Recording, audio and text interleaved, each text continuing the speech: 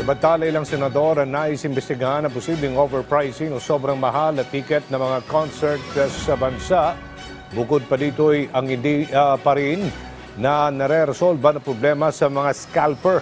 Nagbabalik si Luisa Erispe sa sentro ng balita. Lamang ang Pinoy Pride sa buong mundo. Pero taas kilay ngayon ang ilang senador dahil bakit kahit sa bentahan ng napakamahal na concert tickets, nangunguna pa rin ang mga Pinoy. Sa deliberasyon ng budget ng DTI kahapon sa Senado, kinwestiyon ni Senator Raffy Tulfo ang paglobo ng presyo ng concert tickets sa Pilipinas. Tulad na lang sa naging concert ng Blackpink nitong weekend na 19,000 lang dapat ang VIP seats pero lumobo raw ng 60,000 pesos ang bentahan dahil sa scalpers. Di labong mas mahal ang bentahan ng concert tickets dito sa atin. Tulad na lamang itong Blackpink concert, itong nakarang weekend, Sabado at Linggo. Talamak yung naging bentahan ng napakamahal na ticket na nanggagaling sa mga scalper. Example na lang sa VIP seats. Nang isang upuan ay supposed to be 19,000 pesos, pero ang bentahan ay nagiging 60,000 pesos. Ang scalpers, ang mga nag-hoard o bumibili ng bulto ng mga ticket at binebenta ito ng mas mahal. Ang gusto ni Tulfo, ipasilip sa DTI paano matitigilan ang modus.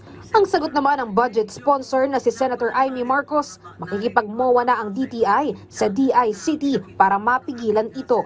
And I'm actually encouraging them na makipag-MOA na nga sa DICT para matrack ito kasi pareho silang binigyan ng responsibilidad ng digital surveillance and tracking. At meron naman silang opisina, yung Fair Trade Enforcement Bureau, kung sana makipag-usap sila sa DICT para matigil itong talamak na mga pangyayari. Maghahain ng panukalang batas si Senator Raffy Tulfo para mapigilan na ang scalping ng mga concert tickets. Pero may isa pa siyang hirit, ang malaking pagkakaiba naman ng presyo ng tickets sa Pilipinas kumpara sa ibang bansa. VIP concert ng Blackpink sa Korea ay 11,000 pesos. Iko-convert mo na to sa pera natin.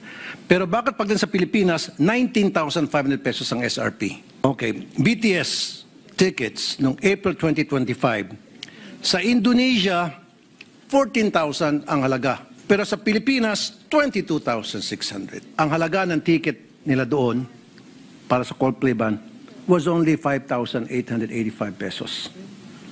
Pumunta ng Pilipinas, ginawang triple.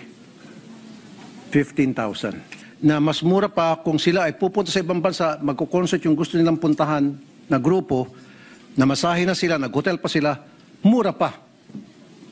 Mas nakamura pa sila kaysa dito sila manonood dahil napakamahal. Doble-doble, triple ang pato. Sisilipin naman umano ng DTI kung bakit lumolobo ang presyo. Bubusisiin nila ang ticket sellers, gayon din ang organizers. Samantala, si Senate President Vicente Sotto III, ang pinasisilip naman ay ang talamak na bentahan ng mga pampalaglag online. There are abortifacients openly sold on Facebook, and illegal substances such as peyote sold on Shopee. May we ask that you pursue this vigorously? Kapag ulit-ulitan lang tayo, every month ulitan lang tayo after the takedown. Ipinasusumite ng Senado ang mga hakbang ng DTI para mapigilan ang iligal na bentahan nito online. Luisa Erispe para sa Pambansang TV sa Bagong Pilipinas.